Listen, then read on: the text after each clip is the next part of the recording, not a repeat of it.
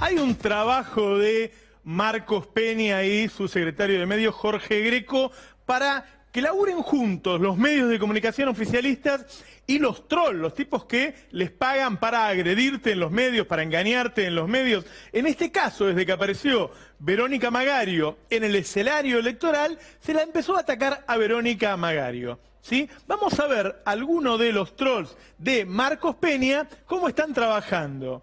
Este muchacho se llama Leandro Calderone, es uno de los tipos que labura para Marcos Peña. Vamos a ver un tuit, yo te voy a ir contando cómo laburan, cómo es la historia, un tuit común de esta cuenta de Calderone, que no maneja una sola, los dueños de la calle. Se viralizó un audio en el que el peronismo convocaba a protestar contra Macri en La Matanza. Lo que sugería a esta gente era que ese audio era de Verónica Magario y que Verónica Magario era la que estaba llamando a apretar, a protestar contra Mauricio Macri. Este Calderone maneja otra cuenta que está a nombre de Beaverhausen. Ahí está. Esta otra cuenta, este muchacho, que es troll, se dedica a eso, es un personaje, una fantasía. Ustedes saben que los trolls, sí, puede ser un huevito, 3 frutillas. Este se llama así, Beaverhausen.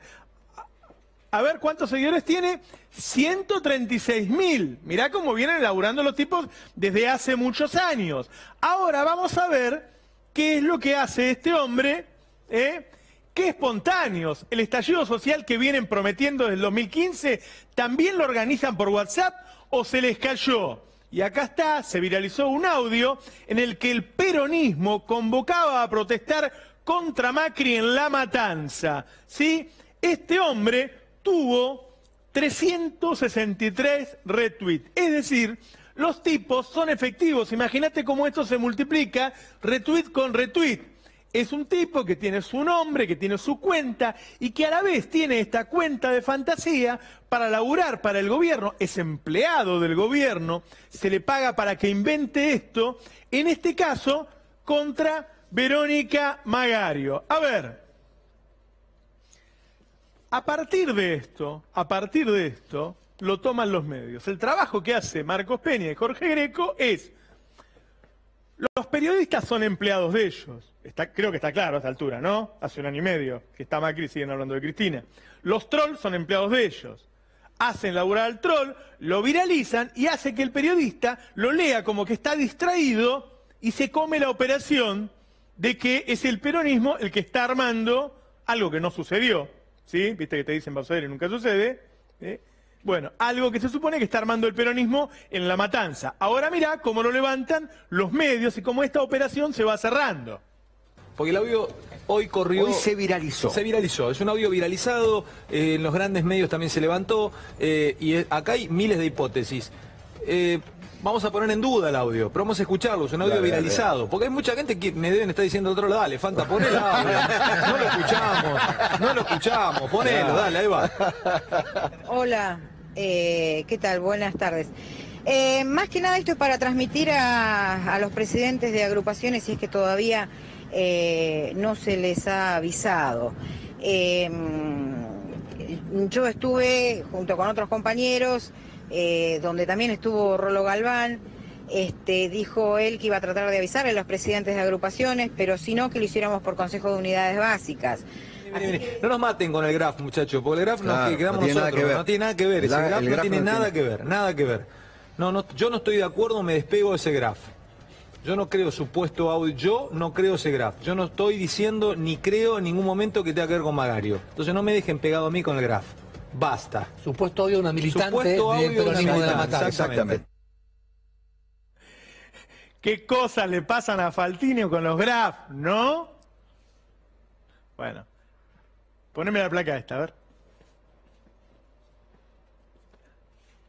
Así cierran la opereta, como que lo dice Magario el viernes 19 a las 20 horas, todos con Verónica exigiendo a Macri y a Vidal, seguridad Ramos Mejía y La Matanza, Verónica Magario, gobernadora. Esto no es de Magario, no es de nadie de Magario, es toda una opereta que arman, en este caso, entre el programa de Fantino y los trolls de Marcos Peña, todos empleados de Marcos Peña, en un ataque contra Verónica Macario. En estos términos se está dando la elección. Antes no había noticias contra Macario, hasta hace 2 semanas, cuando se empezó a pensar que quizás sea candidata a senadora. Ahora lees Clarín, habla de la inseguridad en La Matanza, de los narcos en La Matanza, de si los patrulleros dicen Macario en La Matanza, y se hacen estas operetas. Las vas a ir escuchando todo el tiempo. Esta es la campaña del PRO, pagando trolls y pagando periodistas. Pero el que sabe cómo se va a presentar el PRO en las próximas elecciones es Iván Jabrowski. Y te digo algo, Roberto, algo que a propósito de lo que estabas mostrando, que sorprende más que nada es cómo la clase política, incluso funcionarios del gobierno, incluso el presidente de la Nación, Mauricio Macri, algo que ya hemos mostrado aquí, hacía hincapié muy fuertemente en el fútbol para todos. Veía televisión registrada en este mismo canal, sí. Hoy lo veía en diferido, cómo la promesa del fútbol para todos había sido muy contundente, va a continuar gratis pero sin política, y no continuó, o sea, ahora hay que pagar, pero la política continúa. Claro, o sea, dejaron lo supuestamente malo y sacaron lo bueno que era gratis. Exactamente. Y ahora no hay campañas de prevención de nada, es simplemente la enorme cantidad de obra pública que está haciendo el gobierno con la cara del presidente cerrando el spot. La verdad, realmente difícil de entender lo que hizo Mauricio Macri. Pero, ¿cuál es la estrategia de Mauricio Macri para ganar estas elecciones? La del 22 de octubre, al margen que la oposición está haciendo todo lo posible para que eso ocurra. Esto lo vamos a ver después, que tiene que ver con el factor Córdoba, Ramón Mestre y Gabriel Friza, un hombre que quiere ser gobernador, y el intendente de Jesús María. Ahora lo vamos a ver por qué elegimos el factor Córdoba para mostrar esto. La estrategia de Mauricio Macri en la provincia de Buenos Aires, la conocemos, digamos, es una enorme cantidad de infraestructura básica, de obra pública, sí, en fundamentalmente el tercer cordón, que es donde estaba hasta hace 3 meses, esto según números del gobierno, 600.000 votos abajo, y ahora está 400.000 votos abajo. Con lo que vos decías, hablabas de la comunicación del gobierno, público segmentado, es decir, los cordones cuneta, las cloacas, etcétera, sí, contárselo no en los medios masivos, sino apuntado vía redes y medios locales en los lugares donde efectivamente esas obras se están desarrollando. Sí. Por eso esta encuesta que charlábamos nosotros ayer fuera de aire, que tiene un sector, o que le llegó a un sector del esquema de Florencio Randazzo, donde el presidente subió en un país donde la inflación no baja, el consumo no sube, la deuda se sigue increyendo y el empleo todavía no termina de empardar con el 2015, 5 puntos la positiva, no la intención de voto. Pero es un dato para el peronismo que parece estar haciendo todo lo posible para que Mauricio Macri tenga una buena noticia el 22 de octubre. ¿Cuál es la estrategia? Que no haya paso. La estrategia. Cambiemos no va a tener paso. De Mauricio Macri es que no haya paso en ningún distrito del país. ¿Qué significa esto? Casi es una tautología, pero que haya candidatos únicos en absolutamente todos los distritos. Porque ¿cuál es el objetivo ahí con el radicalismo, con quien tuvo algunos chispazos puertas para adentro, que se filtraron algunos pero no demasiados? Recordá la frase esta de Mario Raúl Negri, el presidente del interbloque Cambiemos en la Cámara Baja, diciendo el radicalismo se sienta en muchas mesas pero ninguna importante. Sí. Bueno, todo eso lo están tratando de resolver puertas para adentro, está en camino. Lo que te dicen desde el PRO es que el radicalismo entendió cómo se maneja el sistema de gobierno y de discurso en el caso de Mauricio Macri, y el eje es que no haya discusiones públicas. Es decir, el objetivo, todos tiramos para el mismo lado, todos tenemos un discurso que emana del jefe de campaña, que va a ser Marcos Peña, todos apuntamos a que en Catamarca será uno, en La Rioja será otro, en la provincia de Buenos Aires será otro, pero anclado en lo que diga esa jefatura de campaña, y que no haya conflictos. Que demostrar que los que tienen conflictos, que los que se pelean por X motivo son aquellos, llámese el peronismo cordobés con una y el Frente Renovador, llámese el Frente para la Victoria en la provincia de Buenos Aires o en los diferentes distritos. Te la pongo en lo que es este fin de semana. Mientras el peronismo resolvía su interna a través de Twitter o diciendo democracia es que haya paso y que todos compitan pero sin Cristina, o sea, esas dos cuestiones que pasaron hoy que fueron muy emblemáticas, bueno, el gobierno salió a timbrear con ministros que generalmente no timbrean. Por ejemplo, Rogelio Frigerio, que queda medio refractario a eso, salió a timbrar. Duhovne, Carolina Stanley. También esquemas de lo que llamamos la vieja política, como Jesús Cataldo Cariglino, el ex intendente de Malvinas. ¿Salió a timbrar Jesús Cataldo Cariglino, por supuesto, porque convive todo en el PRO. ¿Te toca el timbre, Cariglino? No. Más. Bueno, entonces, ¿cuál es ese secreto entonces del PRO? Es una máquina, digamos, como lo presentó creo que fue Gabriel Bomaro en Mundo PRO, una máquina diseñada para ganar elecciones. Sí. Esto, que lo que impida ese triunfo en las elecciones, lo corremos. Por ejemplo, ¿qué se dice del peronismo? Los del IA, ¿no? Como el esquema de algo que un sector del PJ es refractario. ¿Qué hace el PRO con los del IA? Por ponerlo los corre. Ajá. Los corre, digamos, lo que siente, lo que mide el PRO, que tiene una imagen negativa dentro de la sociedad, son removidos, sobre todo en campaña, donde es la mayor performance que tiene No es mala idea en campaña correrlo. No, Ahora parece, que lo decís, parece bastante elemental. lo voy a pensar. ¿No? Bueno, Sí. vamos a ver el factor Córdoba. El intendente preferido de Mauricio Macri. Este señor es Gabriel Frisa, intendente de Jesús María, presidente de lo que es todos los intendentes del PRO, digamos, que creo se llama común, pero ahora no recuerdo bien. Gabriel Frisa, intendente de Jesús María, Ramón Mestre. ¿Por qué ponemos a estas dos figuras el factor Córdoba? Porque el PRO tiene 4 lugares en Córdoba. Tiene que haber 2 hombres y 2 mujeres. El presidente quiere a Gabriel Frisa y a la Coneja Baldassi. Sí. Y Ramón Mestre quiere a 2 mujeres que son de su esquema político y a su hermano Diego Mestre. ¿Por qué? Porque renuevan todos ellos en esta nómina que estoy mencionando.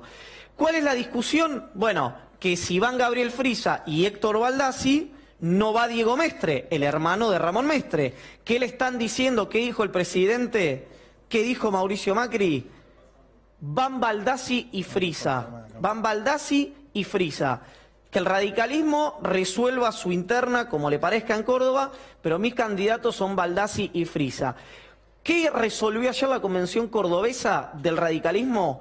Que van a pelear por esos 3 lugares. ¿Cuál es la discusión en torno a todo esto y por qué usamos el factor Córdoba? Porque es uno de los pocos lugares donde hoy todavía no se resolvió las candidaturas, un poco en Catamarca, pero fundamentalmente acá, donde el presidente decidió que Baldassi y Frisa, en un territorio donde tiene 65, 60 puntos de imagen positiva Mauricio Macri, la provincia de Córdoba, quieren que sean sus candidatos. Pero excepto aquí, donde todavía la situación está lejos de resolverse, en el resto de la República Argentina está decidido que no va a haber paso. Muy bien, muchas gracias. Usted merece. Yarojí. A ver, hoy hubo en Brasil una gigantesca marcha pidiendo elecciones directas. Elecciones directas. Brasil es un polvorín. El golpista Temer es comprobadamente un corrupto. Se cargaron a Dilma, que no cometió aparentemente ningún delito, por lo menos no hay indicios de que lo haya cometido, y se la cargó un grupo de personajes, entre ellos el presidente de la Nación. ¿Qué pide el pueblo? Elecciones. ¿Qué pide el pueblo? Elecciones. No quiere el poder económico, el que lo puso a Temer, elecciones, porque si no, ¿quién gana estas elecciones? Las gana Lula. Hicimos un reportaje a Lula. Recordémoslo. Que a gente tem condições de votar, é preciso renovar o nosso discurso, é preciso criar uma nova, um novo programa que desperte sonhos e esperança na juventude, sabe? Nessa meninada que evoluiu, que estudou e que não tem um bom emprego. E se a gente souber fazer isso, a gente consegue reconquistar a vitória nesses países. Eu estou convencido disso. Nós precisamos contribuir para trazer nova liderança, sabe? Fazer florescer, sabe? Nova liderança, dar chance a novas lideranças, sabe? Nós temos que tratar, sabe, os nossos governos daqui para frente com muita sabedoria e com muita democracia, sabe? Quanto mais quadros a gente criar, melhor. Quanto mais participação a sociedade tiver nas nossas decisões, sabe, é melhor. Ao afastar a Dilma, sabe, essa teoria deveria fazer com que eles colocassem alguém que tivesse melhor do que a Dilma. E o Temer tinha menos do que a Dilma. Então eu penso que nós precisamos recuperar. Nós governamos 12 anos muito bem Argentina, Brasil, Equador, Venezuela. O Evo Morales está sendo um sucesso, ou seja, é o mais longo presidente na história da Bolívia, ou seja, e está fazendo uma boa administração. E eu penso que nós precisamos agora nos preparar para que a gente possa recuperar nas próximas eleições, sabe, os governos progressistas para voltarem a governar a nossa querida América do Sul. Lula se fue del gobierno con un 83% de imagen positiva. Llegó a Brasil a ser la sexta economía del mundo. Sus empresarios ganaron mucho dinero, pero a la vez, por primera vez, el mapa de Brasil cambió. Ese mapa de la pobreza, de la desigualdad, se fue convirtiendo en una gran clase media. Brasil cambió la historia. Lula se fue con el 83%, más de 8 de cada 10 lo querían. Me dijo Lula, charlando después de esa entrevista, yo no quería ser más presidente, no quería hacer más política. Yo le prometí a mi mujer que íbamos a descansar y íbamos a estar bien. Lula fue atacado para atacar el proyecto. Lula tiene hoy 35, 38% de imagen positiva. Le sacaron 50 puntos, mintiendo y difamándolo. A él, a Dilma Rousseff. La mujer de Lula se murió, quizá del disgusto. Lo mismo están haciendo en Argentina, lo mismo están haciendo con Cristina, lo mismo hacen con Eva, lo mismo hicieron con Correa, que de todas maneras logró ganar. Y Correa estuvo acá. Correa deja la presidencia el año que viene, logró que su sucesor ganara por 2 puntos. Dentro de unos días se va. El último reportaje nos lo dio a nosotros, nos conocía, tuvo un reconocimiento por el trabajo que hacemos, se mostró en Ecuador qué es lo que hizo Macri, qué es lo que hace la derecha, qué es lo que hacía Temer. Vamos a ver este reportaje, la primera parte, con Rafael Correa. Señor presidente, gracias por este reportaje en Argentina. ¿Sí? No, gracias a ti, Roberto, por la invitación. Nosotros cuando vimos que se perdió en Argentina frente a la derecha, que cayó Dilma en manos de la derecha, pensábamos que era una ola que no se iba a poder frenar. ¿Qué pasó distinto en Ecuador para ganarla? ganarla? Pues allá en Ecuador. Se frenó. Con la unión de todo un pueblo que no quiere nunca más volver al pasado. Ajá. No, yo creo que son condiciones. En verdad hemos ganado una elección en una época tremendamente difícil, en una economía en recesión, por factores externos, incluido un terremoto. En el 2016 decrecimos 1.5%. Y la prensa, los grupos de poder, sus cámaras de producción son expertos en tergiversar las cosas. Entonces hasta el terremoto era culpa de las malas políticas de Correa. Y exacerbando lo de Venezuela y todo este framing mediático que suelen hacer para asustar a la gente. Se unieron todos contra nosotros. Pero teníamos candidatos, muy buenos candidatos, teníamos propuestas y teníamos legado. Y triunfó el pueblo ecuatoriano. Ajá.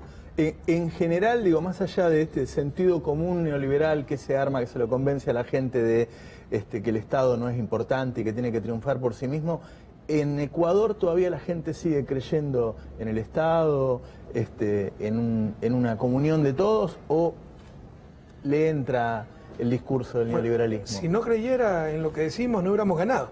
Sin embargo, pues ese neoliberalismo más crudo, más elemental, sacó casi 49% de los votos, entonces hay que estar atento y la gente vota contra sus propios intereses. De ninguna manera 49% de las familias mandan a sus hijos a colegios privados. Necesariamente gente que está mandando a sus hijos a colegios públicos, que ahora son gratuitos, con libros, con uniformes, con desayuno escolar, votaron por la privatización de la educación, que es lo que proponía el candidato opositor. Entonces son cosas que nos deben llamar a la reflexión, pero también es el bombardeo mediático, la estrategia del miedo, que todo está mal, etcétera, la satanización de lo político para hacerle creer a la gente que se necesita gerentes, no políticos, ¿no? Cuando lo que se necesita es precisamente estadistas que vean el todo, no la parte, y la lógica empresarial es muy diferente a la lógica del manejo de un Estado. Te habla de los gerentes. Era un banquero el candidato que enfrentaba. Entonces su carta de presentación era el billete que había hecho, como si contar billetes es saber economía, es saber de bien común, es saber políticas sociales, etcétera. Y, a ver, hay mucha gente que piensa en ese sentido común Sí, de decir, bueno, lamentablemente. los gerentes seguramente si manejan bien la empresa van a manejar bien el Estado. Es un absurdo O total. si tienen plata entonces no van a robar. La codicia, por el contrario, como dice Pepe Mujica, si les gusta tanto la plata, quédense nomás en sus negocios y no vengan a hacer política. Ajá. O sea, ¿usted prefiere que los gerentes no estén en la política? O sea, yo creo que se necesita gerentes, en la revolución se necesita gerentes, pero la conducción de un país debe estar en manos de hombres políticos, con responsabilidad, con legitimidad democrática y con visión de estadistas. Pero la lógica del estadista es totalmente diferente a la lógica empresarial. Totalmente. Usted en la lógica empresarial busca la rentabilidad financiera. Sí. Todo lo que no tiene retorno en dólares no es conveniente. Sí. Acá puede ser algo que no tenga un centavo de rentabilidad financiera y mucha rentabilidad social, y tiene que tomar la decisión al respecto. Usted habló de revolución. Acá la palabra revolución suena mucho a comunista, izquierdista, y está mal visto, y ya si dijo revolución, está mal. ¿Qué pasa cuando dice revolución en Ecuador? Bueno, mire, eso es seguramente producto de que alguien instaló esos prejuicios. Sí. ¿Y por medio de qué se instalan esos prejuicios? Esto es un ataque mediático, ¿no? Para nosotros revolución no tiene que ver con violencia, sí tiene que ver con izquierda, con justicia social, y es el cambio radical, profundo y rápido de las estructuras vigentes. Y eso es lo que necesita América Latina. Hemos perdido siglos para la justicia, siglos para el desarrollo, siglos para el progreso. Hace poco García Linera dijo, bueno, por ahí es mejor que en el medio de estos procesos venga un gobierno de derecha que le sirva al pueblo para comparar y después nosotros volvemos. ¿Qué opina usted de eso? Mire, yo creo que se han exagerado un poco las cosas. También García Linera dice, son tiempos difíciles pero no terribles. Lo que pasa es que nos acostumbramos a ganar todo el tiempo. O sea, las victorias de los gobiernos de izquierda, el socialismo del siglo XXI, hasta en la primera década de este siglo fueron impresionantes. Vea el año 2009, 2010, por primera vez hasta en Paraguay ganaba la izquierda. En un momento dado, en los países de Sudamérica, en los 10 países latinos de Sudamérica, también está Surinam y Guyana, que no son latinos, 8 gobiernos eran de izquierda y solo 2 de derecha. Nos acostumbramos a aquello, pero era una situación muy particular en el contexto histórico, ¿no? Vea cuántos gobiernos de izquierda había en los 90. Entonces yo creo que ha habido retrocesos, y así son los procesos históricos, grandes avances, pequeños retrocesos, pero nunca se vuelve al punto de partida original, que son tiempos tal vez difíciles, pero no tremendos. Se implantó esto de la arremetida conservadora derecha porque Evo perdió su referéndum en Bolivia, pero ¿con cuánto lo perdió? Porque se perdió en las elecciones argentinas, pero ¿por cuánto se perdió? Y porque tumbaron pues al gobierno de Dilma en Brasil, eso sí, no tuvo nada que ver con democracia. Pero si había esa tendencia, fue cortada en Ecuador, donde venció nuevamente la fuerza progresista. Otro presidente que cambió su país para mejor, que sacó a millones de la pobreza. Escuché porque le preguntamos sobre Panama Papers, sobre paraísos fiscales, sobre presidentes, funcionarios que tengan cuentas en paraísos fiscales. Mira lo que dijo. Usted plebiscitó, y ese plebiscito fue ganado por su propuesta, de que los funcionarios públicos no pueden tener cuenta en paraísos fiscales. ¿Por qué dio ese paso tan fuerte? ¿Por qué le da tanta importancia a eso? Bueno, primero, los paraísos fiscales es una barbaridad. Si yo tuviera el gobierno mundial, suspendería los paraísos fiscales. ¿Quién puede éticamente justificar un paraíso fiscal? O sea, es la muestra más concreta, una de las muestras más evidentes de la supremacía del capital a nivel mundial, de que todo el orden mundial está en función del capital. Porque ¿quién puede justificar un paraíso fiscal desde el punto de vista ético? Nadie va a un paraíso fiscal a transparentar las cosas, a pagar impuestos. Y ni siquiera desde el punto de vista técnico, porque también técnicamente es bueno que el capital se invierta donde se genera, que rinda cuentas, etcétera. Y nada de eso existe en los paraísos fiscales. Pero además, pues todos sabemos que es fuente de corrupción. Y al menos a nivel de servidores públicos tuvimos un caso de corrupción, ¿no? Y con eso hicieron un escándalo generalizando las artimañas de siempre, la derecha y sus medios de comunicación. Hay un corrupto, todos somos corruptos, para satanizar lo público. Cuando para que exista un funcionario público corrupto, debe haber una persona privada, una empresa privada corrupta y corruptora. Sí. Eso no dicen. Todo lo malo, lo sucio está en la política y en el Estado. Sí. Es parte de un ataque sistemático contra los gobiernos de izquierda. Pero en todo caso tuvimos un caso aislado de corrupción donde se habían depositado coimas en estos paraísos fiscales. Sí. Y mientras por esto se generalizaba, se politizaba, había mucha charlatanería, ¿no? Es algo tan serio para nosotros que analizamos qué era lo mejor que podíamos hacer. Entonces decidimos presentar esa consulta al pueblo ecuatoriano para prohibir a los servidores públicos cualquier operación en paraíso fiscal. Es decir, el que quiera ser servidor público debe olvidarse inversiones, cuentas, empresas en paraísos fiscales, más aún si eres un dignatario de elección popular. ¿Cómo puedes decirle a tu pueblo que quieres generar empleo, que quieres trabajar por tu país cuando tienes tu plata en un paraíso fiscal? Es una inconsistencia intolerable. Entonces, el pueblo ecuatoriano votó sí por esa consulta y ahora está prohibido para los funcionarios públicos del Ecuador tener operaciones en paraísos fiscales. Qué idea tuvo Correa, ¿no? Qué loco, prohibió tener cuentas en paraísos fiscales. En un minuto va a estar con nosotros la Versuit. Ya están preparados. En un minuto, la última parte del reportaje. A Rafael Correa. Dale, ya volvemos.